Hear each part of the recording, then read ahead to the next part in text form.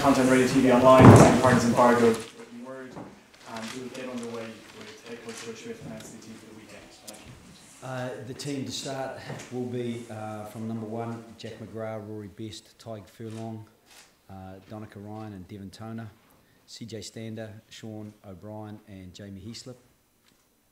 And in the back line it is Connor Murray, Jonathan Sexton, Simon Zebo. In the midfield are Robbie Henshaw and Gary Ringrose, followed by Keith Earls and Rob Carney. And on the bench, Niall Scannell, Ken Healy, John Ryan, Ian Henderson and Pete O'Mahony, Kieran Marmion, Paddy Jackson and Tommy Bowe. Joe, how beneficial is it for you to name an unchanged team? Yeah, probably as beneficial as it is for Rob Howley. You know, it's one of the things that through the tournament, it's the first time we've been able to do that. When we won the championship in 14 and 15, we actually had minimal changes week to week, and I think we grew as the tournament went on, and that's a massive challenge because everyone through the championship tends to pick up a little bit more rhythm. In the first game, you tend to be a little bit underdone, and then you've got to pick up from there. So it's a challenge for both sides, and an opportunity for both sides to have those unchanged, certainly starting 15s and the full 23 for Wales. How close to Jar being come for this week, or did it come too soon for months?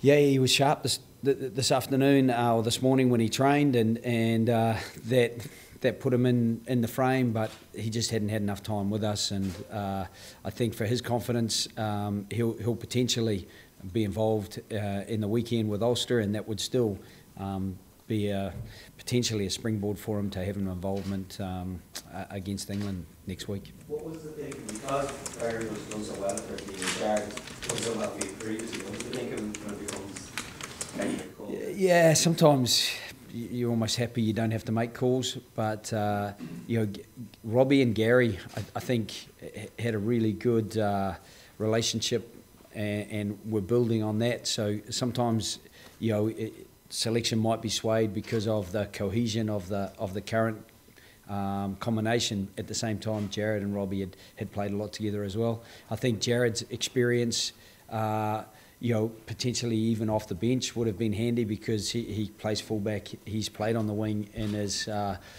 long distance past, and he can play in the midfield. So, you know, his versatility is another asset as well. So, you know, that are things where he's contributed hugely in the past, but you've got to keep your rhythm in this competition. As I said earlier, you've got to keep improving, and we've got combinations who we do feel are improving, and we want to give them the opportunity. I think Gary played really well against the French.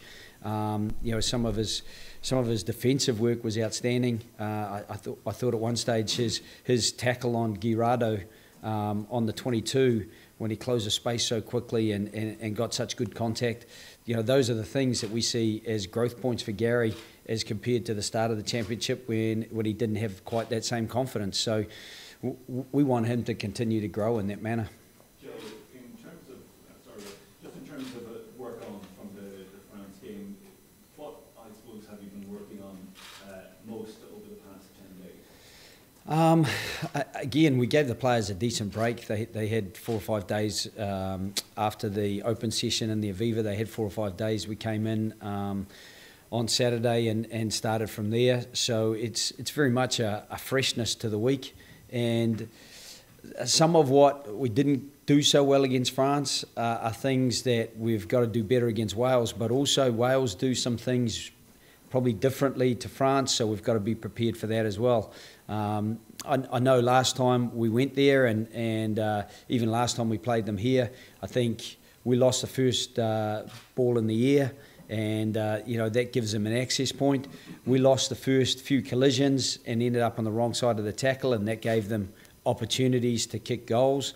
And you know, I think for us, it's just about tidying up bits and pieces rather than saying, right, here's a priority list of 1, 2, 3 that we need to do better, because what we're trying to focus on also is what we're doing well, and trying to harness that, and improve that so that we can just keep a little bit more pressure on our opponents. So, roof open or roof closed at the Principality Stadium, what's your decision and why? There is no decision as yet. You know, we're just waiting for a formal request to make a decision, and the later that request comes, the better accuracy there is in the weather forecast. I mean, if it's fine, there wouldn't really seem too much point in closing the stadium, and you know, you can get a build-up of moisture inside the stadium, so it actually becomes almost counterproductive for wanting it to be a dry surface when it can start to get a little bit slippery when the roof is closed. So, you know, we'll make a decision when we're probably when we're over there this evening, and we'll get better clarity then. Have you felt any communication with Wayne Barnes this week or in recent weeks? Just factoring in what happened this point 2 years ago, his decisions then. No, I haven't had any conversations with Wayne. We're always feeding things back. We were frustrated around the scrum last time, and we're frustrated around the scrum against France. You know, we play off more scrums than anyone else in the championship, and it's incredibly infuriating when you know, teams that don't tend to play off scrums get rewarded for the way they approach the scrum. So, you know, again, those sort of discussions, we don't have those necessarily prior to the match. What we do is we just feed that back to through the process, and that then gets channeled back to the referees in general. They have a meeting. They try to sort out how best to make sure that the rules are followed, and that teams are positive in what they do. And look, I'm sure Wales have concerns, and that they put those through the process. And between the two of us, we get informed. Look, you guys need to be careful about doing this or that. They need to be careful about doing that or this.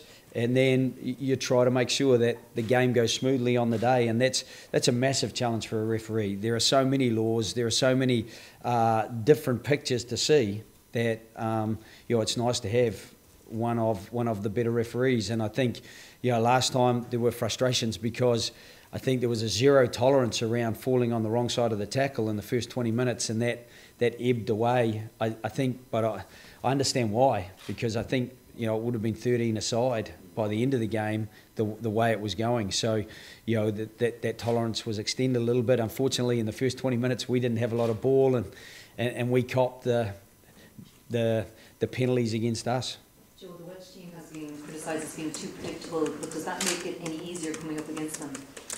No, I don't think that they're probably as predictable, certainly not for us. It was probably a predictable selection this week, because guys were going to be given the opportunity again to go out, and they've got such good players, you know, and smart players. I don't think that you can ever say that Dan Biggar is predictable. He's got such a bag of tricks. He carries really well himself. He's got a fantastic short, high, long kicking game, and then outside him you've got people.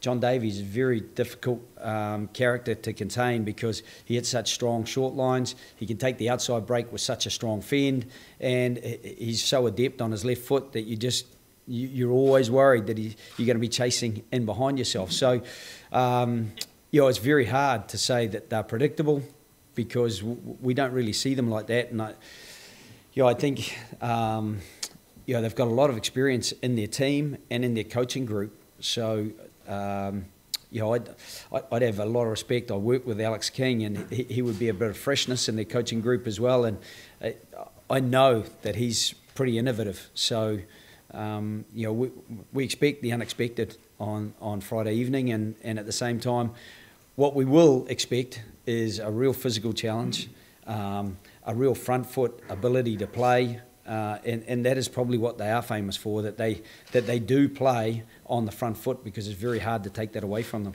Joe, why have you decided to go with Tommy Gold? What's the Because Tommy has trained really well. He's trained the house down. I think his last couple of games for Ulster have been incrementally improving, and some of the things that we've asked of him, we've seen in what he's doing. It's tough because Craig Gilroy has also been doing really well, and so has Andrew Conway. But also I think in the context of what we think Wales will bring. Tommy is so strong in the air that his experience as well, having played with a lot of these players in his time with the Ospreys, that we just felt that probably it was a good decision in this context. In terms of George North, obviously Wales have been saying they're sort of challenging him to have a big game on the defensive front. Is that something you can target, or was it a surprise to you to see that they were picking that up? Yeah, again. You've seen the size and the strength and the speed, agility of such a big man. Why would you go looking for him? I know it doesn't leave you a lot of options because John Davies and Scott Williams are no shrinking violets either, and Liam Williams was an absolute superstar in New Zealand earlier this year and earlier last year, and then at the start of this year, I think he's done really well. So that's probably what I'm saying earlier, is that they do have a lot of threats across the board, and I don't think we're willfully going to go looking for George North to see if his defensive game is up to it, because we've seen him do incredibly well defensively. And I think the human factor in any sporting occasion means that the sporting outcome is unknown, despite favouritism, despite potentially conditions favouring one side or the other, or one individual athlete or another. That's why people love it, because there is that sense of unknown, and what can be a bad day one day for a player. And I didn't think it was a shocking day by any means. I think that there's been a fairly tough reaction to such a good player. And I think he's a nice fella as well. George North, any time that I've chatted to him, I think he will have a big one, unfortunately. And I'm sure he's highly motivated to have a really good game, as are the rest of the Welsh 15, because they are so used to competing on the last day of the championship to win or lose the championship, and for them not to be in that position will certainly provide extra motivation for them. Okay, guys, we're going to. Okay, one quick one, Jamie. Jamie, when you're playing against Pacific Islands in Amsterdam 2006, do you ever think you'd rack up 100 caps? No. I mean, I always thought getting around then, I think, was it around then or shortly after, Liam's was getting 50, I think. And I remember thinking to myself, jeez, that's pretty awesome. And I remember hearing, I think I was really young, and I remember hearing Brian saying something like, you know, you hit 50, you're an established international. So that was always the goal. And after that, I've just been very, very lucky. Okay. Right, guys, the TV, we're going to move into.